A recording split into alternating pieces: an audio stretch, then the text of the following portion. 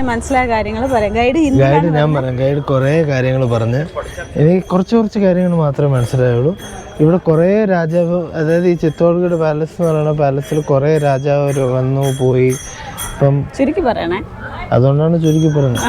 അതുകൊണ്ട് ഇവിടെ പല മിക്സ് ഓഫ് ഓൾ കൾച്ചറാണ്.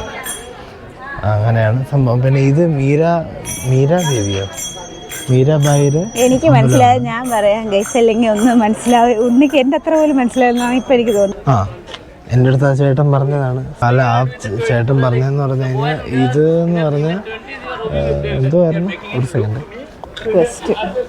അവിടെ ത്രിമൂർത്തിയാണ് ഈ ടെമ്പിൾ. ഇത് മധ്യപ്രദേശിലെ ഭോജൻ എന്ന് പറയുന്ന ഒരു രാജാവാണ് ഉണ്ടാക്കിയത്. പറഞ്ഞ എന്തിനാണ് രാജാവ് ഇവിടെ ഇങ്ങനെ ഇത് കെട്ടിയത്? റാണി പത്മാവത്തിന്റെ ചൂടല്ലേ എടുക്കുള്ളൂ. ഈ രാജസ്ഥാൻ പോലത്തെ സ്ഥലത്ത് ഈ വെള്ളത്തിന്റെ ഇടയിൽ സമ്മർ പാലസ് ഉണ്ടായി കഴിഞ്ഞാൽ ആവി കാരണം ഇരിക്കാൻ പറ്റുമോ അതിൻ്റെ അകത്ത്? ഹ്യൂമിഡിറ്റി ആയിരിക്കും. ഞാൻ ശ്രീലങ്ക എന്നാണ് വരുന്നത്. ശ്രീലങ്ക എന്ന് പറയുന്നതേ വെള്ളത്തിന് നടക്കണം. അവർക്ക് ഹ്യൂമിഡിറ്റിക്ക് വേണ്ടിയാണോ ഈ സമ്മർ പാലസ് ഉണ്ടായി?